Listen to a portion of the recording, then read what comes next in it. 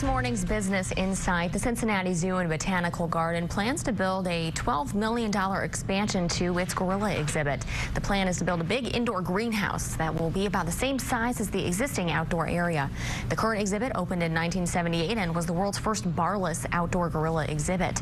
Joining us this morning is Thane Maynard, director of the Cincinnati Zoo, with more on why this is important to the zoo's future and when it will open. Thane is with Business Courier editor Rob Dowmeyer in the studio. Gentlemen. Allie, thanhanks, Thane. Thank you so much for being here. Rob, always good to see you, and Business Courier has been a great partner with the zoo for a long time. Well, thanks for saying that. So $12 million, the idea is a $12 million expansion for the gorilla exhibit. Why gorillas? Well, there's a bunch of reasons, Rob. One is gorillas, when we do surveys of our visitors, is our most popular exhibit. You know, we've been very fortunate to have a successful breeding program for a long time. In fact, just last week had our 50th baby gorilla born in the last 45 years. So that's a leading program and a real win for us. Chance for people to see their natural behavior in a big family group. And those are all things that have just really evolved over time in the zoo business. Zoos used to separate their gorillas and keep them in little areas, and so there wasn't much breeding and it wasn't much of an exhibit because, like people, they're social animals. So it's a neat, interactive, and popular exhibit. But the other thing, of course, is we're a cold weather town part of the year, and we're open every day. So having the opportunity to have these great popular animals that, you know, we want to inspire people with, so we can see them even on a day in February. So it's a big indoor area. It's like a giant greenhouse. And as we said, it's about the same square footage for the animals, a little more squared off rather than long, but under glass. So it'll be a great chance. And even in warm weather, you'll see two groups at the same time. So you see one that's outside and one that's inside. Oh, wow.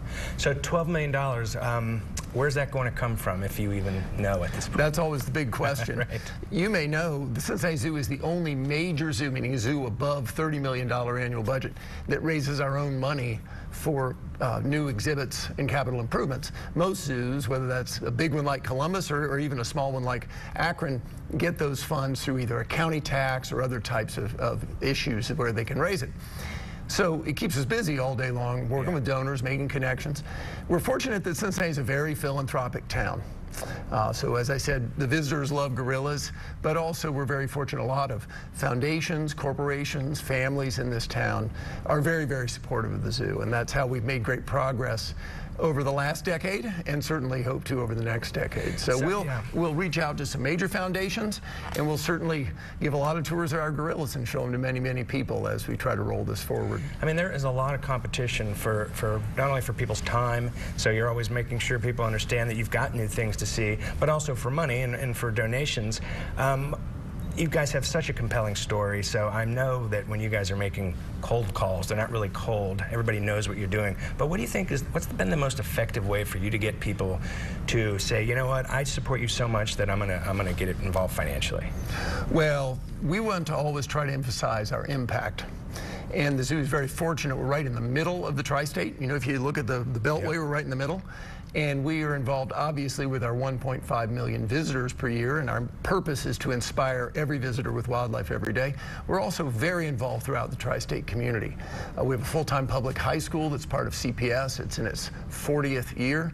Wow. We do a wide variety of things in the Avondale community, where we are, everything from public gardens to a food program, Habitat for Humanity program. So this idea that the zoo really plays an integral role in this urban center is an important thing. So different donors support the zoo for different reasons, but I think they recognize we are in earnest really a zoo for all of Greater Cincinnati.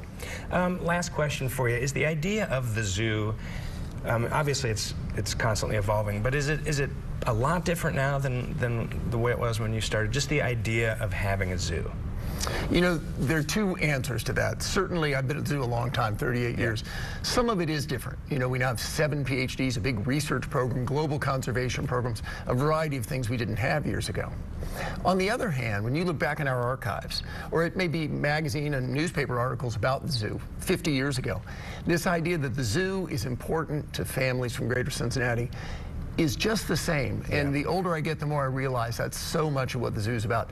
People will come up to me, you know, at a gas station and talk about how they've brought their family and now their grandchildren to the zoo and how important it is to their family. So yes, we're helping save gorillas, not just breeding them into the zoo, but also very involved in Central Africa, but also we're the zoo for the people of Cincinnati. And you're doing a great job.